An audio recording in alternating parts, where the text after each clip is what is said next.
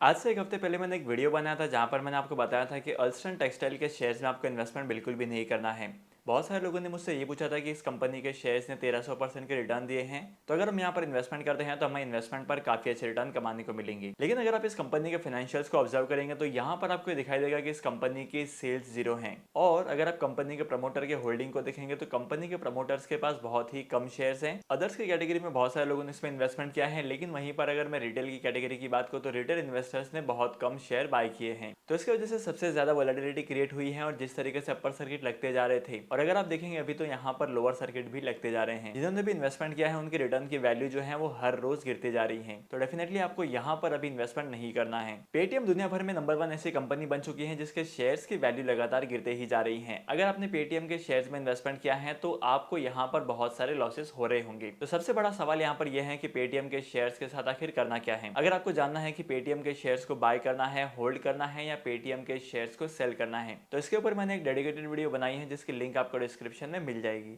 Elon Musk ने अपने Twitter के टॉप 100 एडवर्टाइजर्स को लूज कर दिया है एक महीने के अंदर अंदर, और इन सबके पीछे का रीजन है एलॉन मस्क की स्ट्रिक्ट पॉलिसी। और अगर आप लोगों ने ट्विटर के शेयर्स को ऑब्जर्व किया है तो ग्लोबल मार्केट में ट्विटर के शेयर्स में सबसे ज्यादा क्रैश आया है। अगर आप प्रॉपर्टीज में इन्वेस्टमेंट करना चाहते हैं तो आपके लिए गुड न्यूज है, क्योंकि गोदरेज प्रॉपर्टीज बहुत ही जल्दी 8,000 करोड़ का हाउसिंग प्रोजेक्ट लॉन्च करने वाली है। इसी के साथ साथ बात करते हैं आईपीओ की, तो धर्मराज कॉर्पोरेशन का जो आईपीओ है उसकी स्टार्टिंग होने वाली है कल से। मंडे से आप अप्लाई कर सकते हैं और इसका जो रिजल्ट है बहुत जल्दी आएगा कि आपको शेयर्स लगे हैं या नहीं लगे हैं। इस कंपनी के शेयर्स आपको मिलेंगे 216 से लेकर 237 रुपीज के बीच में। अगर आपको इन्वेस्टमेंट करना है तो 14,700 के आसपास का इन्वेस्टमेंट करना होगा, और इन्वेस्टमेंट करने के लिए आपके पास एक डिमैट अकाउंट का होना बहुत जरूरी है। अराउंड द ग्लोब रेसेशन काफी तेजी से बढ़ते जा रहे हैं, लेकिन वहीं पर अगर इंडियन इकोनॉमी की बात की जाए तो इंडिया की जो जीडीपी का फोरकास्ट है वो अदर कंट्रीज के कंपैरिजन में सबसे ज्यादा है। और ऐसा माना जाता है कि 2023 में इंडियन इकोनॉमी की जो ग्रोथ है वो अदर कंट्रीज के मुकाबले सबसे ज्यादा होगी। तो अगर आप लोग स्टॉक मार्केट में इन्वेस्टमेंट करते हैं और स्पेशली अगर आप ग्लोबल मार्केट में इन्वेस्टमेंट करते हैं तो मैं आपको एडवाइस करूंगा कि आपको सिर्फ और सिर्फ इंडिया में इन्वेस्टमेंट करना है, क्योंकि आने वाले टाइम पीरियड में इंडियन कंपनीज के शेयर्स की वैल्यू बढ़ती जाएगी। आज की इस वीडियो में मैं आपको 3 ऐसे सेक्टर के बारे में बता रहा हूं जहां पर आप कभी भी इन्वेस्टमेंट कर सकते हैं, कैसी भी सिचुएशन में इन्वेस्टमेंट कर सकते हैं। सबसे पहले आप इन्वेस्टमेंट कर सकते हैं एफएमसीजी कंपनीज के शेयर्स में। इन सारी कंपनीज के प्रोडक्ट की डिमांड बढ़ते जाती है और इसी वजह से इन कंपनीज के जो प्रॉफिट्स है वो इंक्रीज होते जाते हैं। अगर मार्केट में रेसेशन आता भी है, किसी तरीके का क्राइसिस आता है, तब भी इन कंपनीज के शेयर्स पर इतना ज्यादा इंपैक्ट नहीं पड़ता है।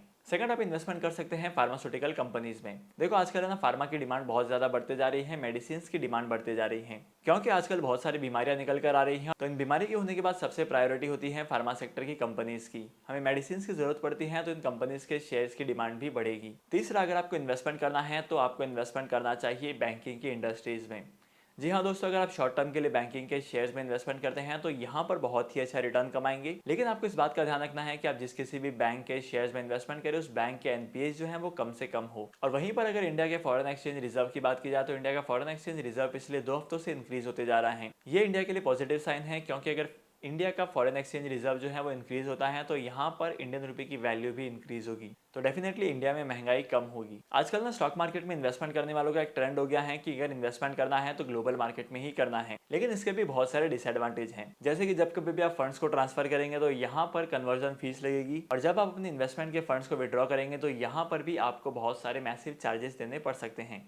लेकिन अगर आने वाले टाइम पीरियड में अगर आप इन्वेस्टमेंट करते हैं इंडियन इकोनॉमी में तो यहाँ पर इन्वेस्टमेंट करना काफ़ी ज़्यादा आसान है। और मार्केट की अगर रिसर्च रिपोर्ट की बात की जाए तो आने वाले टाइम पीरियड में इंडिया की ग्रोथ जो है वो सबसे ज़्यादा होने वाली है। तो डेफिनेटली आपको इंडिया में इन्वेस्टमेंट करना चाहिए, और इंडिया में कौन कौन सी कंपनीज में कौन कौन से सेक्टर में इन्वेस्टमेंट कर सकते हैं, अगर आपको इसके बारे में जानना है तो मैंने इसके ऊपर एक डेडिकेटेड वीडियो बनाई है। आजकल ना प्ले स्टोर पर वैसे बहुत सारे एप्लीकेशन हो गए हैं जहां पर आपको आधार कार्ड का नंबर डालने के बाद ही इंस्टेंट होम लोन मिल जाता है, इंस्टेंट पर्सनल लोन मिल जाता है और इंस्टेंट क्रेडिट लाइन भी मिल जाती है। लेकिन ये आपके लिए बहुत ज़्यादा हार्मफुल हो सकता है, क्योंकि ये सारी कंपनीज जो हैं आपके डेटा का गलत इस्तेमाल करती हैं। और इन सभी चीज़ों को लेकर एक और इंपॉर्टेंट बात यह है कि स्टेट बैंक ऑफ इंडिया ने अपने कस्टमर को वार्न किया है इन सारे इंस्टेंट लोन ऐप्स के अगेंस्ट में। तो आजकल इन सारे एप्लीकेशन का इस्तेमाल करने वाले बढ़ते जा रहे हैं और इसी के साथ साथ इनके फ्रॉड्स भी बढ़ते जा रहे हैं।